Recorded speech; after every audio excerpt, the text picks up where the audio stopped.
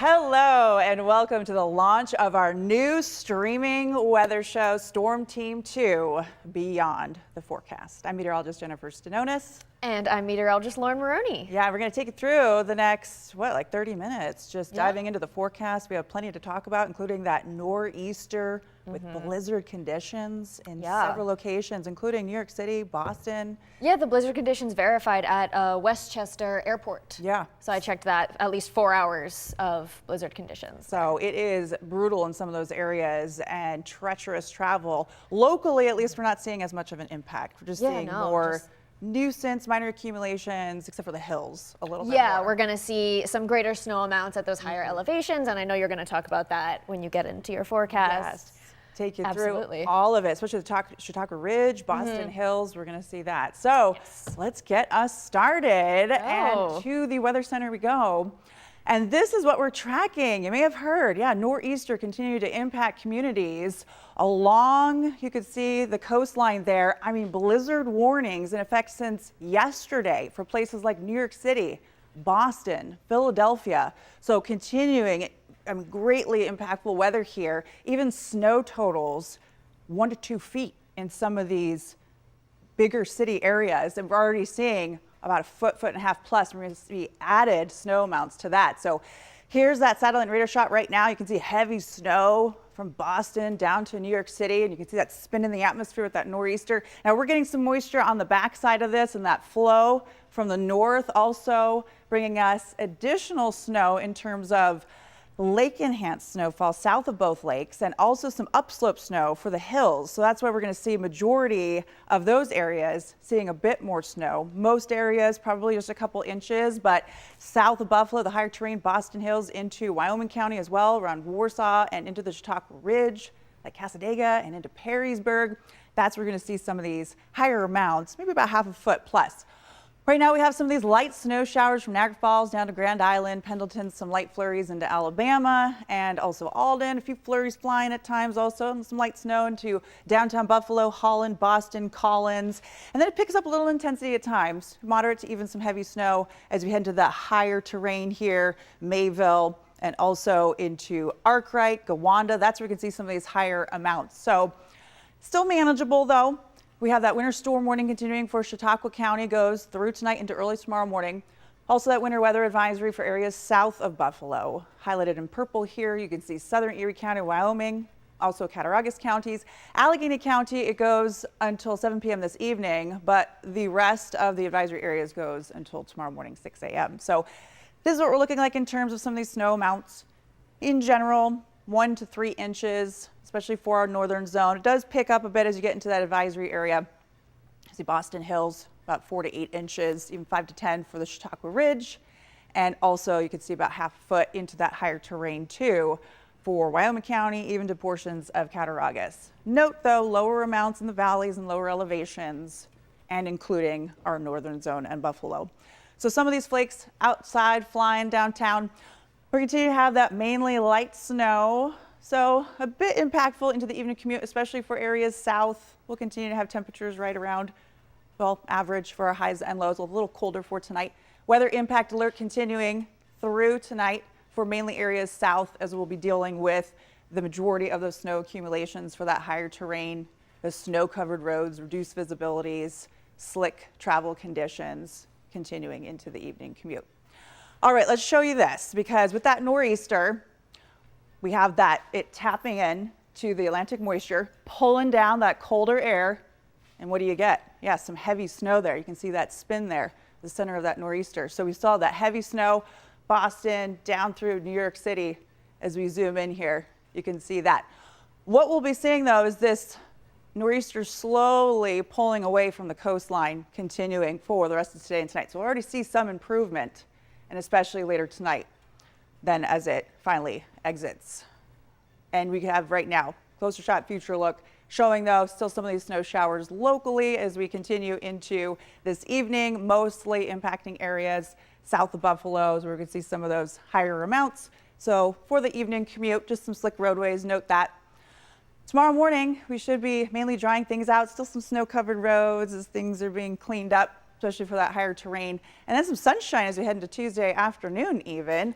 Clouds increasing for Tuesday evening. However, we should be dry. That is until we have snow returning for after the Tuesday evening commute is looking like how it's timing. And into the night and very early Wednesday, at least we'll have some lingering snow. Could see a few inches out of that. So just note that. And then we'll continue to have maybe more nuisance snow into Wednesday afternoon. Temperatures right now, we are in the 20s. You can see a little breeze is bringing down those wind chill values right now in the teens for the most part. As you can see, 17 for Buffalo. Temperatures tonight, we're falling to, right around 10, even some single digits for areas south.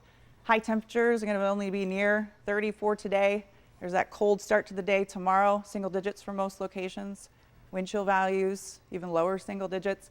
And then highs for your Tuesday will be in the 20s, back to some well into the 30s on Wednesday. So at least we'll have temperatures close enough to average and just around for the rest of the week. Into the weekend, finally get back to some of those 40s and above average. So we'll have a gradual thawing, especially as we head into even next week. And you can see for the Climate Prediction Center showing at least be normal.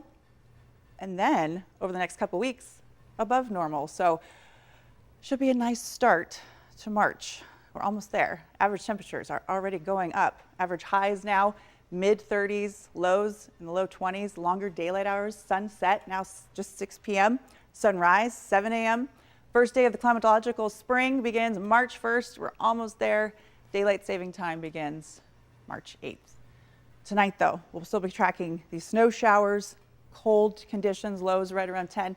I wanted to show you we do have some of these snow reports coming in. We're continuing to add to it locally. So Variesburg and Wyoming County, snow accumulation 3 inches there.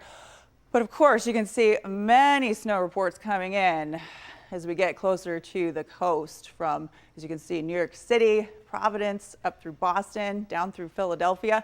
So zooming in, I mean, some of these spots are already a foot plus of snow, including Central Park, New York City, 15.1 inches.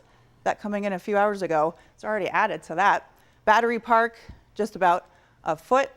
And then as we show more of these snow reports coming in, Union City, 16 inches. Bay Ridge, about 20 inches of snow already. And for the Philadelphia area, Cherry Hill, half a foot. Point Breeze, 11 inches, so about a foot there. And wanted to note too, I mean, gusty winds out of this. I'm going to step out of the way and show you. For Boston area, not only we're getting some of these decent snow totals, but also want to show you some of these wind reports coming in, thus blizzard warning continuing.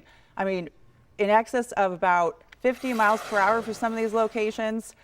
I want to show you closer here to Boston at Logan, 62 miles per hour peak wind gusts there. And there's a few more here to show you. I mean, 70 in Hull, the county Plymouth.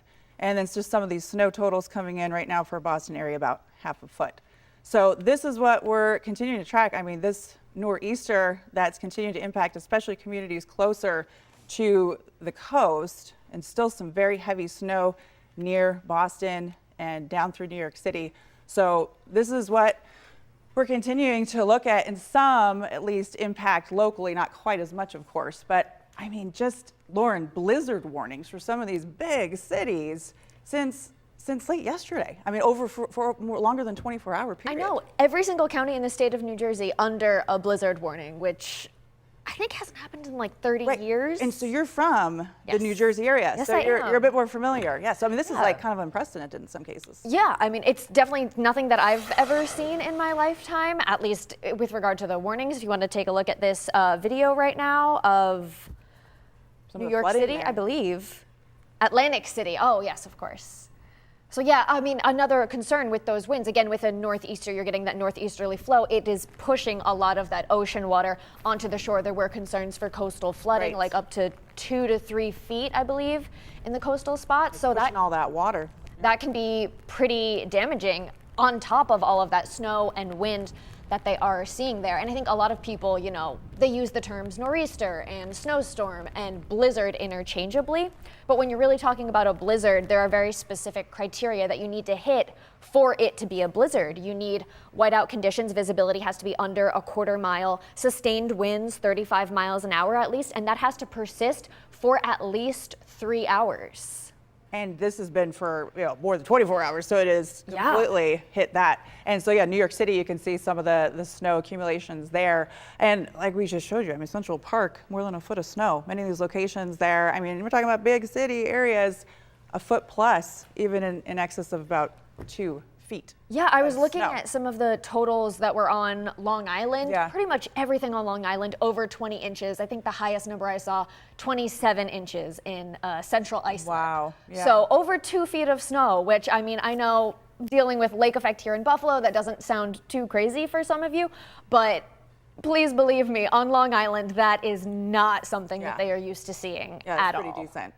So especially that's when you're talking about, I mean, these big airports and all of that in these high populated areas. I mean, it takes a lot to shut down a city like New York, but I mean, a lot of the matinee Broadway shows, they did go on, but the evening shows were canceled. They wanted people to stay inside because that was really when the system was going to start to pick up later on in the night and then overnight and of course into today. It's just still snowing. At least though, we'll see improvement as it pulls away from the coast, especially as we head into this evening, but especially later on tonight. Absolutely. All right, so we have more coming up. We're going to go through some ice, Lake Erie ice. Yeah, as we're getting near the end of lake effect snow season, we're always talking about the Great Lakes and the ice cover. So I'm going to kind of break down what that looks like right now, what it's historically looked like, and just kind of have some fun with that. Yeah, we'll be right back.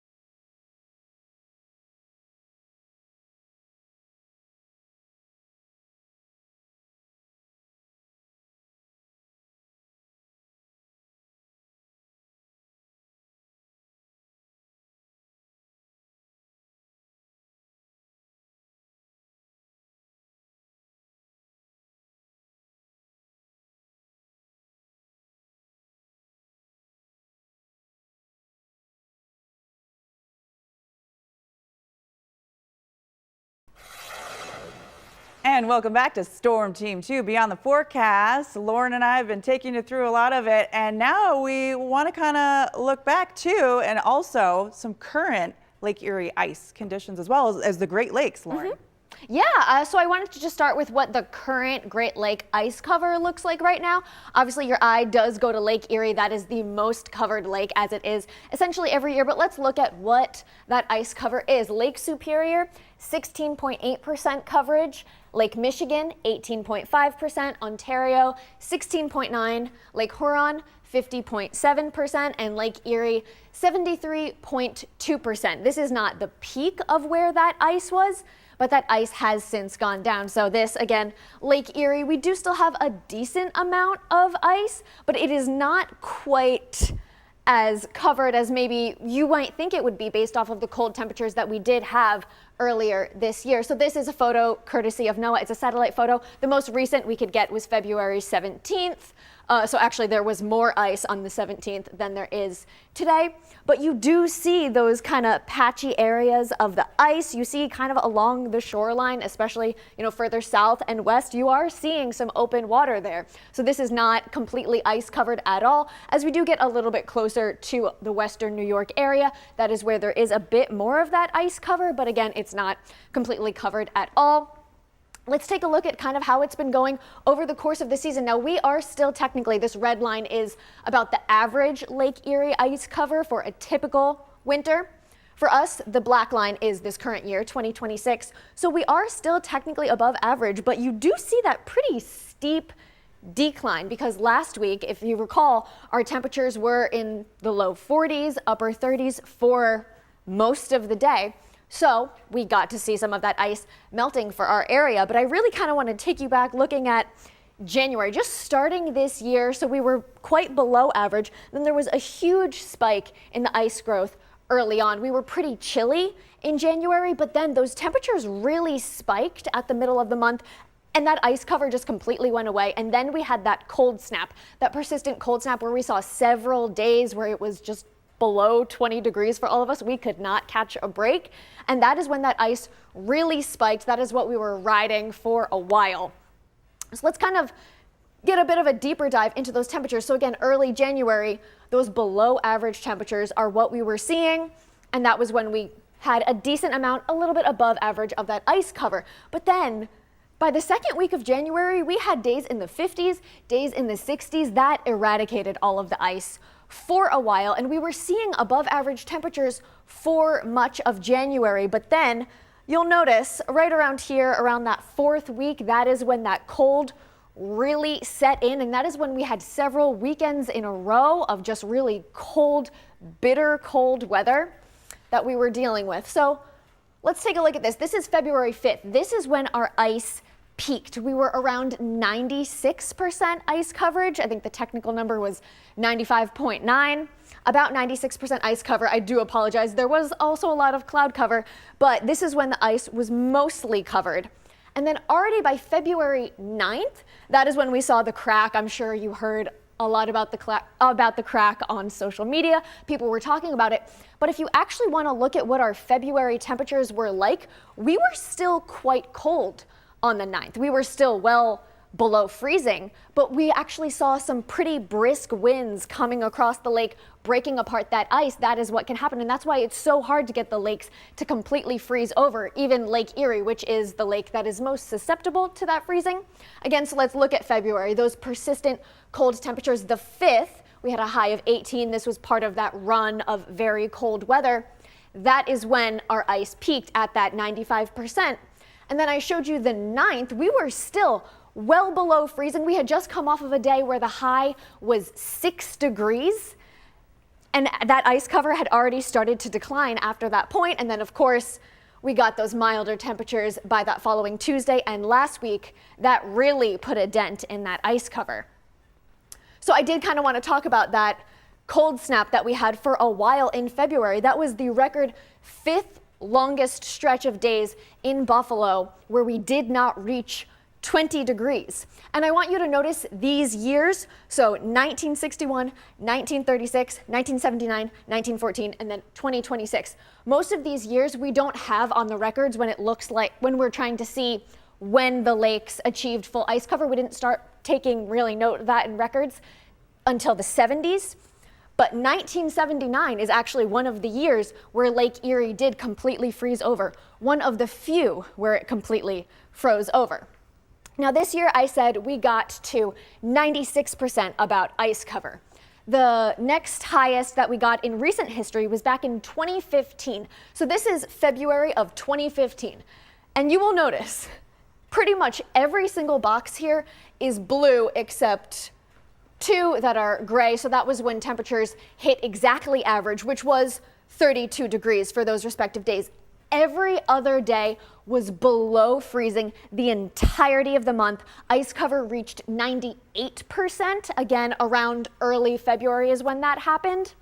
And still, even with these persistently cold temperatures throughout an entire month, the lake did not completely freeze over. So it takes a lot for the lake to freeze over. Again, these records go back to the 70s. We have completely frozen over Lake Erie 3 times, in 1978, 1979, and 1996. And you notice those dates where we typically reach that peak are in early to mid-February. I also want to point out in 1996, that is the only year that another Great Lake also froze over. Oddly enough, Lake Superior, which is the deepest Great Lake, and part of why Erie does freeze so much more than the other Great Lakes is because it is far and away the shallowest lake. The peak depth, or I guess the bottom depth, is 210 feet. Lake Superior over 1,300 feet. You can see the numbers for the other lakes. That's why Erie is typically the only one to freeze over, because water is a pretty remarkable substance. It holds a lot of heat and a lot of energy in it. So the more water you have, when you have a deeper lake, it is harder for it to completely freeze over, whereas it is a lot easier for a shallower lake, relatively speaking, to lose a lot of heat to the environment. So that's just kind of a brief look at how our lakes have been. That is a look at Lake Erie as well. Yeah, it's pretty impressive when you look at the depth. So that year, Superior did too, which is like it never does. So that was really surprising to me. Once in a while it does. I was literally once in at least 55 years of record keeping, it did freeze over once, and none of the other lakes have hit 100%. Erie has hit it 3 times. Yeah, and when you look back at the data, it is impressive to see how we've kind of swap-swapped. Like before, when you look over even when I've looked like 70-year period, it's the more recent, like 30 years, where now it's more rare for it to freeze over versus before it was more rare if it didn't. Yeah, and even I'm talking about like 90% and up. Yeah, absolutely, and even just looking at those numbers, like the percentages that we hit at the peak icing. Last year we did hit, I think, 95%. It was close, yeah. We got close last year, but a lot of those years the ice was really not that great, and that's how we got some of those really bad lake effect snowstorms a couple years ago. And usually the first half of the season too, because it's usually just wide open for a while. Exactly, you need the colder temperatures, the lower sun angle for that lake to really start. Yes. Speaking of snow, coming back, we'll have more on that and also snow totals, I mean seasonal, where we're at across and around Western New York.